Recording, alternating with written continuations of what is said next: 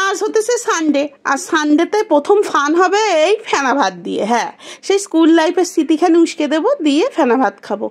আসল ব্যাপার হতেছে রবিবার এতই হুড়হুড় দাবাং থাকে, অন্যান্য দিনও থাকে, কিন্তু কি বলতো, অফিস ঘর যেহেতু আমার সকালবেলা ওপেন হয়ে যায় একেবারে 5:45-6টার মধ্যেই, তাই তাড়াতাড়ি করেই সব রান্না হয়ে যায়। কিন্তু এই রবিবারে আমার অফিস ঘর জয়েন করতে করতে টাইম চলে যায় একেবারে, সেই ঘড়িবাবু গিয়ে দাঁড়ায় 8:30টায়। এর জন্য এই যে সকালবেলা টিফিনটা আমি ফেনা ভাতই রাখিছি।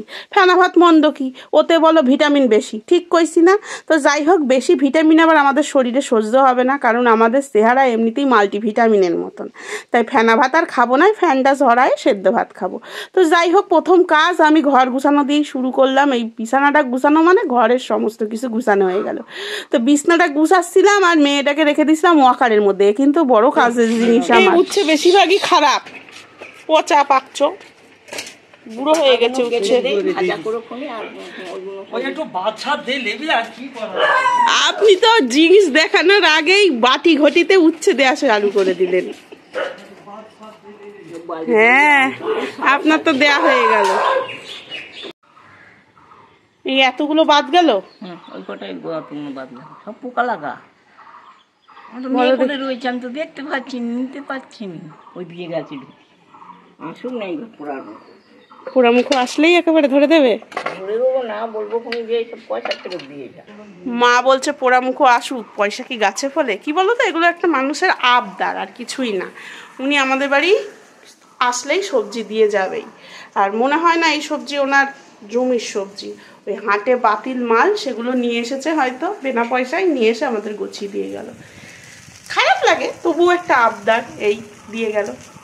চলো, খিদে পেয়ে গেছে। এই যে তোমাদের দাদার প্রসাদ আছে, প্রসাদটা আমি খেয়ে নিই, আর আমারও বাটাবুটি কমপ্লিট। তোমাদের কইলাম যে বাটাবুটিটা আমার কমপ্লিট, কিন্তু না, ওই শরীর খারাপের সাথে সাথে মাথাটাও খারাপ হয়ে গেছে। শুধুমাত্র ওই কচুর পাতাগুলো সাজানো হয়েছিল, বাটাবুটি কমপ্লিট হয়নি। আমরা জানো তো এই রবিবারের আশায় 6টা দিন একেবারে অধীর আগ্রহে থাকে। এই সোমবারটা গেল, এরপরেই আর হচ্ছে 5টা দিন, তারপরেই রবিবার আসবে। আবার যে মঙ্গলবার চলে যায়, তখন আর কটা দিন, তারপরেই রবিবার আসবে। আর যখন ফাইনালি রবিবার আসে, ফুস করে কোত্থেকে চলে যায়।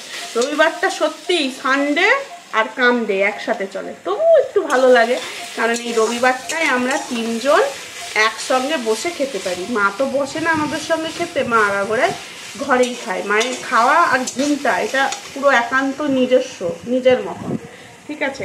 ওটা সবার সাথে শেয়ার করা যায় না, মানে আর কি আমাদের সঙ্গে। মা এই দুটো ব্যাপারে ভীষণ মানে খুঁতখুঁতে। এর জন্য দেখবে মা কিন্তু খুব বেশি দিদিদের বাড়ি গিয়েও থাকে না। হ্যাঁ, এবারে এটা আবার ভেবো না যে অনেক খাই বলে, সেটা না, অল্পই খায়। এমনিতেই মায়ের সুগার, খায়ও কম, কিন্তু নিজের মতন বসে শান্তিতে খাবে। মায়ের একটা পায়ে একটু সমস্যা আছে, তো একটা পা একটু ভাঙা মতন মায়ের, অনেক সময় বাবু হয়ে বসে খেতেও পারে না। এবার নিজের মতো নিজে বসে খাওয়া, সেটা আলাদাই বিষয়।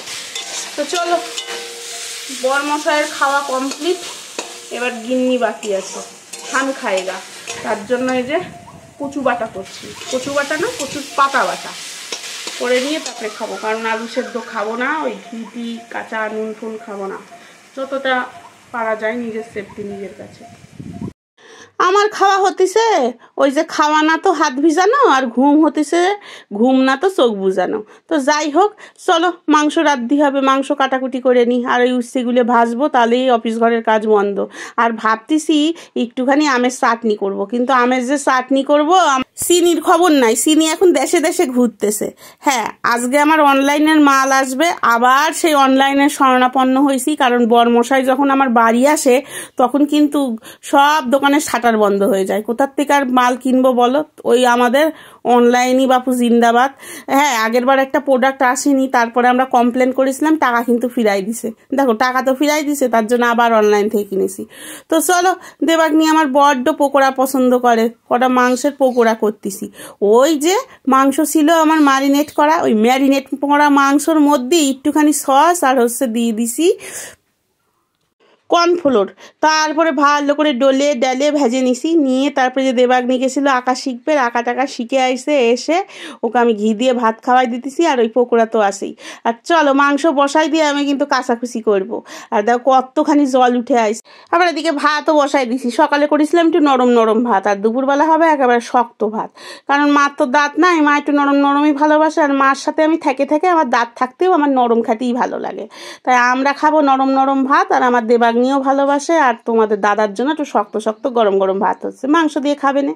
তো চলো কাছাকাছিগুলো করে নিই। হাফ কাছতেই কিন্তু আমি মাংসটা কষাচ্ছিলাম, ওই জন্য ম্যারিনেট করে রাখিছিলাম, জল টল উঠে গেছে দেবো না তো দেখলেই, কষতে ঢাকা দিয়ে আইছিলাম। তো তো চলো এই এক গামলার বাকি আছে, এক গামলা খান ক্যাসে নিয়ে, আর ক্যামেরাম্যান হতেছে আমার এক নাতনি। হ্যাঁ তোমরা কও না কিটা ক্যামেরা করে দেয়, ওই নাতনি টাতনি যার যখন পায় তার দেখে ঢুকে ক্যামেরা করে নিই, দেবাগ্নি বেশিরভাগ করে, আবার দেবাগ্নির বাপও করে।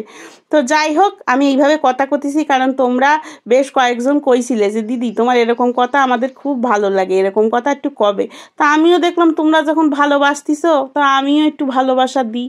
এই দেখো স্নান করতে না করতেই দেখি অনলাইনের প্রোডাক্ট আমার সব চলে আসছে। এবার কিন্তু চাল আর অনলাইন নিয়ে নি, চাল এবার লোকাল চালই কিনে খাবো, যে চালটা খাইতেছি এটা কিন্তু আমাদের লোকাল চাল।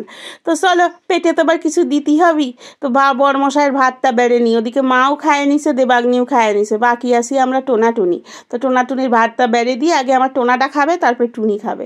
এই দেখো কি রান্না হয়েছে, একটু দূর থেকে দেখে নাও দিনি।